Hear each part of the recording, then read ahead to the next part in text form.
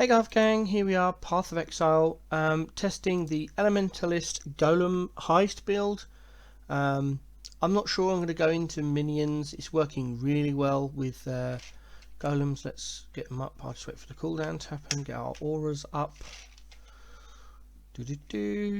I've just defeated once again Kitava, Act 5, and I'm just doing a quick regear. We've done Lily's quest, so we've got her open.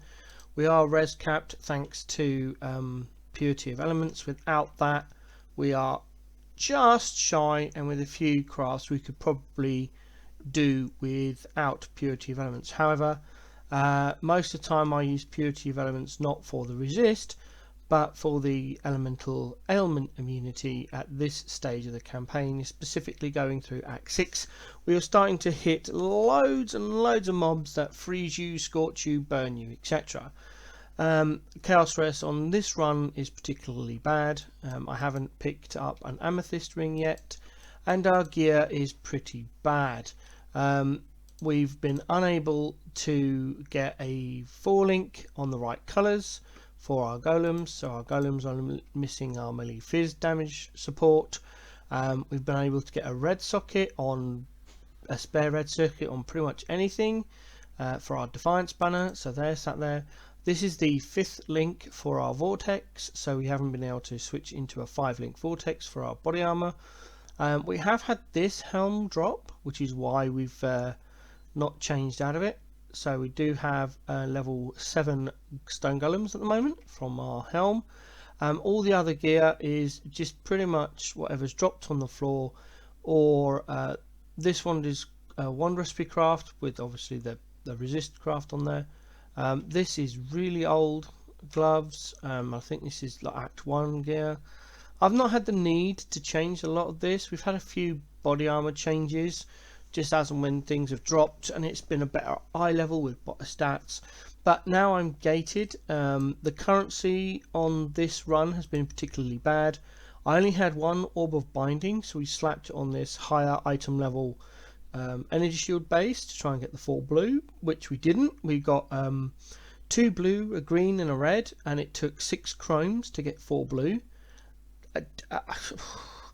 which is another reason why we don't have any chromes. We got lucky on this set of gloves. These set of gloves dropped as is. I threw an alc on it. They dropped as is on a white base, so it was 4 sockets, blue, blue, blue, green. Then I threw an alc orb on it, and yeah, we're fine. Alc orbs fine, but the main currency you need at early stage, which all are binding, chromes, alts, transmutes, orgs, all for doing your early resist crafts and gearing, are just been very low. I've only had 4 essences as well, so we've got that. I've only just picked this one up, so this entire run has been pretty bad. Again, this is, oh sorry, I should have said this at the beginning of the video, this is solo self-found standard, so non-trade, just simulating a potential league start environment where you don't have access to trade, or you're just a faster player that doesn't want to be slowed down by trades. It is kind of almost the worst start possible, and yeah, this is pretty bad. So what I'm going to do on this particular run, the build itself has worked fantastically. We were gear gated more than anything else. So what I'm actually going to do on this run is migrate over to standard. Boom. And we've got our original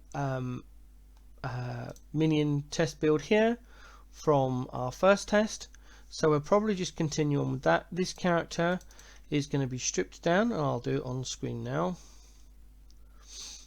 I'm just going to our hideout. So we're just going to quickly strip it down, just clear some yellow marks, there we go.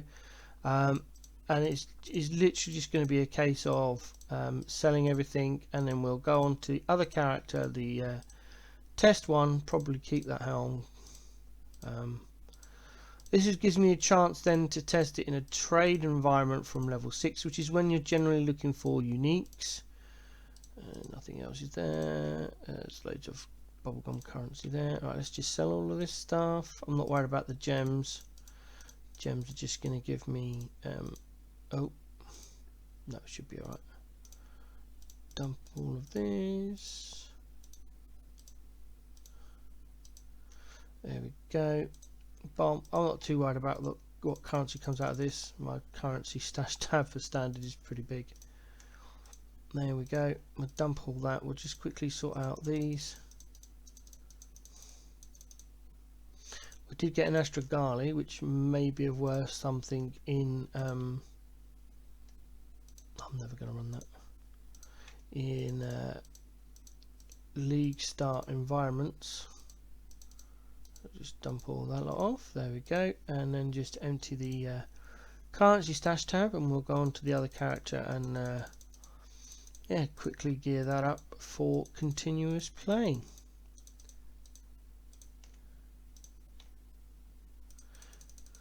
So the build so far does work. It works very well through the first few acts, all the way up to Act 6 was absolutely fine on both runs. There we go, log into the first one, which I think had better gear anyway. But now we can start actually looking for uniques to add to the character and just possibly get a little bit more power. Let's just clear these off. There we go. I don't like seeing yellow question marks. So we've got our Ray Spectre there. Let's have a look at this one. This is a 4-link. This is even on the right colours. Can we take this off without messing up our resists? We need some more lightning resist, which we should be able to get on that one. Can we craft anything else, or is this a no? It's a static. Oh, that's a shame. Alright then, so we'll just might as well just stay with this one to keep our resists in check, and we'll just not worry about having the +1 to all minions. There we go. We can possibly substitute that at a later date. So from this point on, we will. I'm not going to spend too much currency. I mean, as you can see, I've got so much currency. I've got loads of gear, loads of uniques. Oh, let's get rid of that one. Not sure where that came from. So from now on, what we'll do on this test is just continue forward with the leveling. We'll enter Heist, we'll do some of the base contracts in there, get that opened up. We'll add some uniques to the build and test them. The original path of building that was shared in the TFT Discord channel was showing a clay shaper. I'm not sure how much this will cost on a day one, but I'll look at PoE Ninja, figure that out, write down the costs, and in the next video of this test we will go through and see how much the relevant cost is. At the moment, as per previous on the first video that for this series, all of this stuff was either crafted using recipes like these, was dropped on the floor, or was used orb bindings or alks that I found during the course of gameplay, and I'm going to try and stick to that as much as possible. I'll probably end up using some jewelers, fusings and chromes, because I just hate the way the gem system works in PoE. I think it's ridiculous. If you've got an energy shield base, why you end up with 4 greens by slapping a chrome on there is just stupid. But we know that's changing in PoE 2 whenever that comes out. So I'll probably use that just to make sure we get the right gear colours, sockets and links, in the hopes that at some point you'll either make some trades or drop something that's worth something to get some chaos to buy the gear or to craft it, or etc, etc.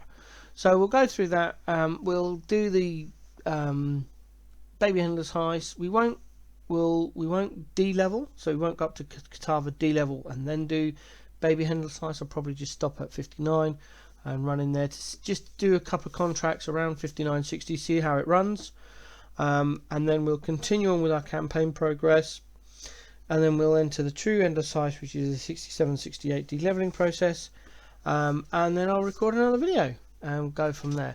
Now I already know that this build is going to be slower than the Rangers, but I also know that there's a lot of people out there in the community that are just bored of playing Toxic Rain, and a few of them have switched over to a poisonous concoction build on the Ranger, or a Poisonous Concoction Pathfinder. Both are quite good because they still retain the speed from Onslaught and Phasing for the Ranger, whereas the Elementalist doesn't. So I'll be looking into some ways of bypassing that, possibly looking at the new Death Rush Ring, Quicksilver Flask, and 35 or a high movement speed boots. So that's what's coming up in this test environment. I'll probably do another video next week. The weekends are quite busy with IRL things, and I'm falling a little bit behind on my chores because of all this testing, so I need to catch up with some chores. Hope you enjoyed the video.